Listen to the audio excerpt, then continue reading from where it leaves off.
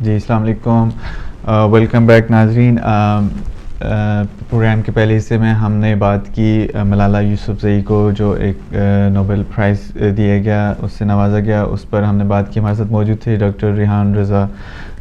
Journalist ہیں Norway سے، اور ہمارے ساتھ اس وقت بھی موجود ہیں ڈاکٹر جواد سید۔ اس وقت ہمیں پاکستان سے جوائن کیا ہے علامہ قاضی احمد نورانی صدیقی، اب رہنما ہیں جمعیت علماء پاکستان کے۔ ہم ان سے بات کریں گے پاکستان میں جو انہوں نے داعش کے خلاف ایک اویئرنیس کی کیمپین چلائی ہے، اور اس کے لیے انہوں نے پچھلے ماہ ایک ریلی بھی نکالی، تحفظ مزارات ریلی۔ اس کے ساتھ ہم ڈاکٹر صاحب سے ایک انٹرنیشنلی ایک تناظر میں داعش کی کارروائیاں جو اس وقت بہت عروج پکڑ گئی ہیں، خاص طور پر شام کے جو شمالی شہر ہے ترکی کے بارڈر کے ساتھ کوبانی، اس میں پچھلے ایک ماہ سے شدید لڑائی جاری ہے اور بہت سارے علاقوں پر داعش نے قبضہ بھی کر لیا ہے۔ اس دوران ہونے والی لڑائی میں تقریباً 500 لوگ مارے جا چکے ہیں، جن میں کرد بھی شامل ہیں اور داعش کے فائٹرز بھی ان میں شامل ہیں۔ لڑائی جاری ہے۔ آج امریکہ کی طرف جو ان کے وزیر دفاع ہیں چیک ہیگل، ان کی طرف سے ایک بیان بھی آیا جس میں انہوں نے کہا کہ کوبانی میں صورتحال بدستور خطرناک ہے۔ کردوں کی اس کے ساتھ اس لڑائی میں کیا اصل مقصد ہے اور یہ شہر کتنا امپورٹنٹ ہے، ترکی کا اس میں کیا رول ہے، جبکہ ترکی کے اسی شہر کے دوسری جانب 1-2 میلوں کے فاصلے پر ترکی کے ٹینکس موجود ہیں، وہ کس طرح دیکھتے ہیں جو ایک لڑائی دوسرے بالکل ان کے ساتھ والے شہر میں ہو رہی ہے۔ اس حوالے سے ہم ڈاکٹر جواد سے بات کریں گے۔ سب سے پہلے اس وقت میں علامہ نورانی صدیقی صاحب کو شامل کرتا ہوں، خوش آمدید کہتا ہوں آپ کو پروگرام میں۔ آپ سے میں پوچھتا ہوں کہ پاکستان میں جو داعش کی حمایت میں لوگ موجود ہیں، ان کا اصل میں تعلق کس گروہ کے ساتھ ہے، اور آپ نے جو یہ داعش کے خلاف ایک ریلی نکالی تھی، اس کا کیا امپیکٹ، اس کا کیا تاثر پڑا ہے عام عوام پہ؟ بہت بہت شکریہ۔ آپ عالم اسلام اور تمام دنیا میں اسلام کا حقیقی چہرہ ظاہر کرنے کی کوشش کر رہے ہیں اور اسلام کے خلاف ہونے والی سازشوں کو اجاگر کر رہے ہیں۔ بہت بہت آپ کا شکریہ۔ آپ نے جو سوال کیا، پاکستان میں جو ایک تکفیری گروہ پایا جاتا ہے جو کبھی عالمی سامراج کے اشارے پر القاعدہ کا ہم نوا بنتا ہے، کبھی طالبان کا ہم نوا بنتا ہے، اور اب وہی تکفیری گروہ اسی کے بعض عناصر داعش کی سرگرمیوں کو پاکستان میں پروموٹ کرنے کی کوشش کر رہے ہیں۔ ان کا مقصد یہاں کی سواد اعظم اہل سنت کے شاعر پر حملے کرنا، یہاں موجود عوام میں شیعہ سنی تفرقہ پیدا کرنا، امام بارگاہوں، مساجد، بازارات، محافل، مجالس اور دیگر ان تقریبات کو جن کا تعلق مذہب سے ہے، شاعر اسلام سے ہے، ان کو نشانہ بنانا۔ ہم نے اسی سلسلے میں باقاعدہ طور پر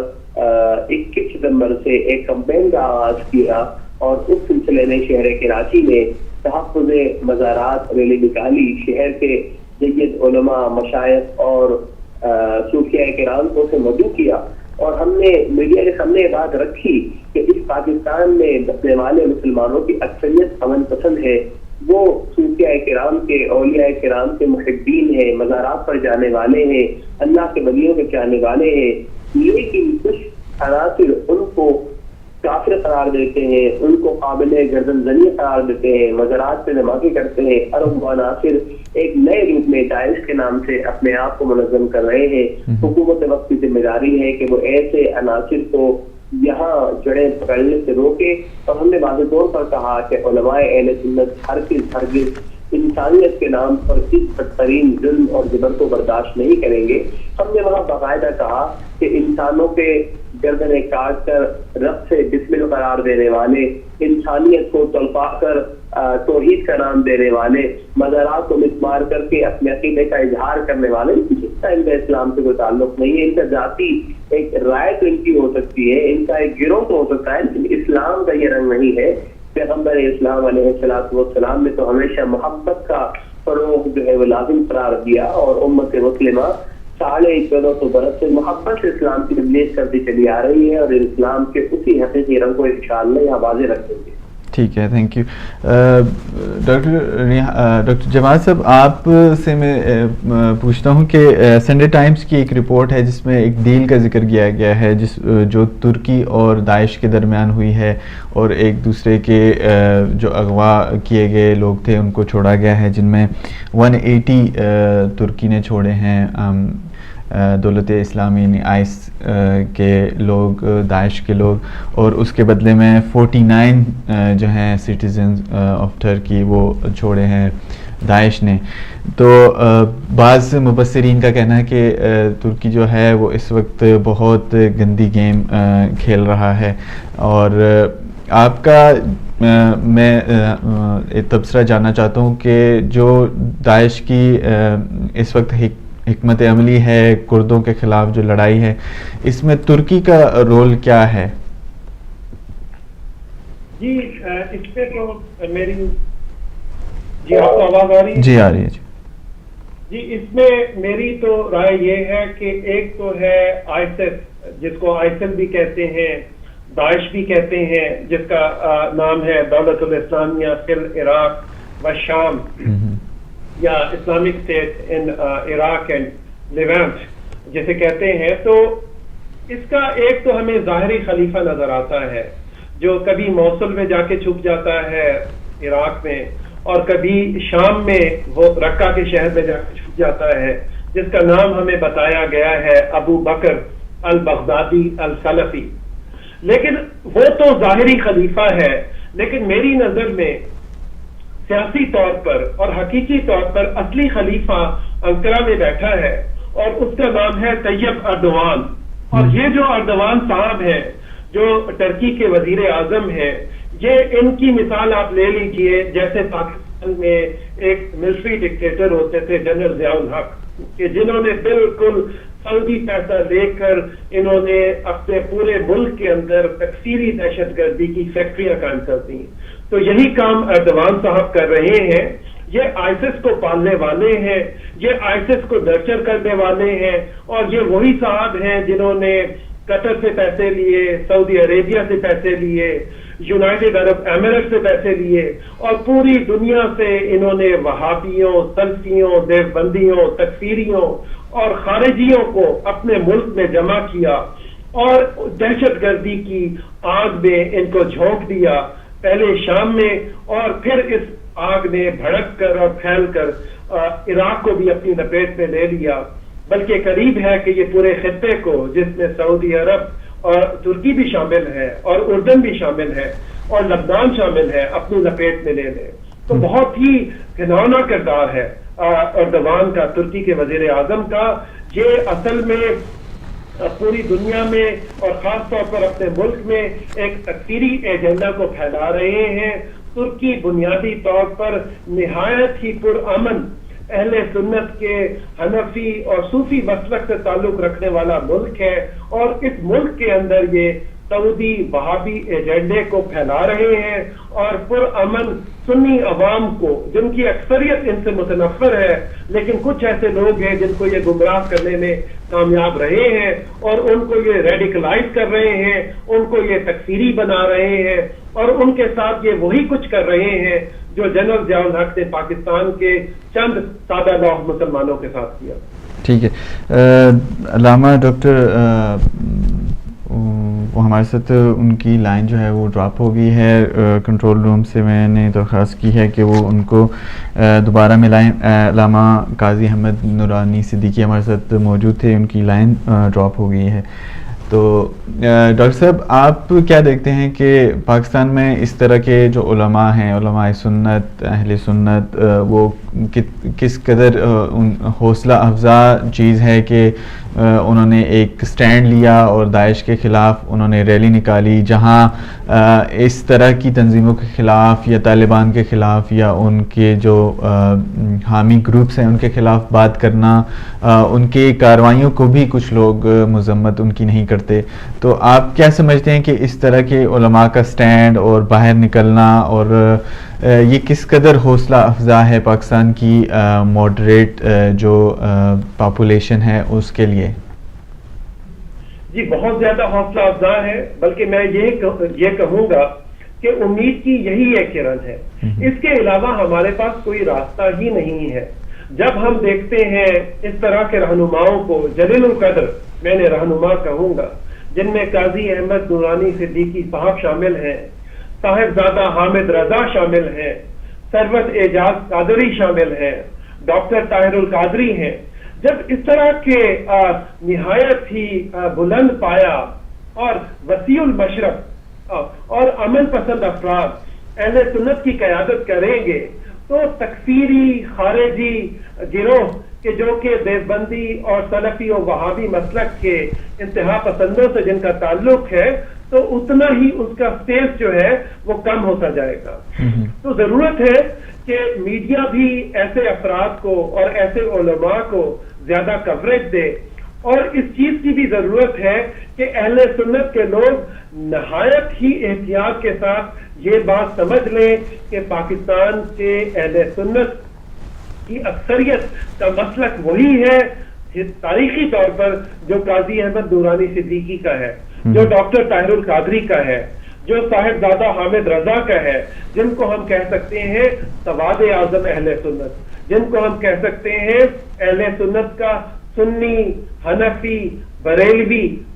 صوفی مسلک، اور یقیناً یہ وہ لوگ ہیں کہ جو اکثریت سے تعلق رکھتے ہیں، جبکہ اس کے مقابلے میں جو تکفیری اقلیت ہے جس کا تعلق بدقسمتی سے دیوبندی مسلک سے ہے خاص طور پر، اس کی تعداد 5 سے 10% سے زیادہ نہیں ہے، لیکن چونکہ ان کو سعودی عرب نے بہت زیادہ ان کی آبیاری کی، اور بدقسمتی سے جنرل ضیاء الحق اور ان کے دور کے بعد سے آج تک فوجی اسٹیبلشمنٹ کے ایک خاص سیکشن نے چونکہ دیوبندی اور تکفیری گروہوں کی آبیاری کی، تو میڈیا میں اور تعلیم میں اور سیاست میں ان کے افراد زیادہ نمایاں نظر آتے ہیں، لیکن ضرورت ہے اس بات کی کہ ایسے افراد کو جو تکفیری ہیں، جو خارجی ہیں، جو فرقہ وارانہ ہیں، ان پیچھے کیا جائے، اور ایسے افراد جو اہل سنت کی اکثریت، امن پسند اکثریت سے تعلق رکھتے ہیں، ان کو آگے آنا چاہیے۔ اور یقیناً قاضی احمد نورانی صدیقی صاحب نے اور باقی اہل سنت کے علماء نے داعش کے خلاف، سپاہ صحابہ کے خلاف، تکفیریوں کے خلاف اور خارجیوں کے خلاف جو جد و جہد کی ہے، اور بلکہ بڑا ہی افسوس ہوگا اگر ہم ڈاکٹر سرفراز نعیمی شہید کا نام نہ لیں، لاہور کے نہایت ہی جلیل القدر اہل سنت کے سنی، بریلوی، صوفی عالم دین مسلک حنفی سے جن کا تعلق تھا، جن کو دیوبندی مسلک سے تعلق رکھنے والے تکفیری دہشت گردوں نے، سپاہ صحابہ کے، لشکر جھنگوی کے دہشت گردوں نے، جو اپنے آپ کو نام نہاد اہل سنت والجماعت کہتے ہیں، ان کو شہید کر دیا۔ ہلو ہلو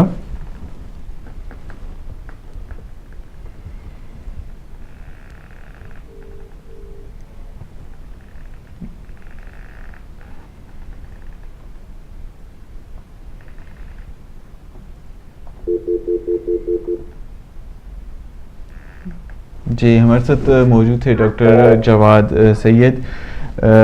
اس وقت ہم کوشش کر رہے ہیں کہ علامہ قاضی احمد نورانی صدیقی صاحب سے دوبارہ رابطہ ہو۔ ہمارے ساتھ موجود ہیں قاضی صاحب؟ ہیلو جی جناب۔ جی جی آپ کی کال ڈراپ ہو گئی تھی، معذرت چاہتے ہیں۔ آپ ہمیں تھوڑا سا بتائیے کہ پاکستان میں اس وقت مجموعی طور پر کیا صورتحال ہے، اور جو مذہبی جماعتیں ایک پلیٹ فارم پر اکٹھا ہوتی ہیں ان میں آپ کیا ہم آہنگی دیکھتے ہیں، اور کیا سمجھتے ہیں کہ مستقبل میں اس طرح کی انتہا پسندی کے خلاف وہ کیا اقدامات کریں گی، اور فیلڈ میں یعنی دوسری جو لوگ ہیں ان تک یہ تاثر کیسے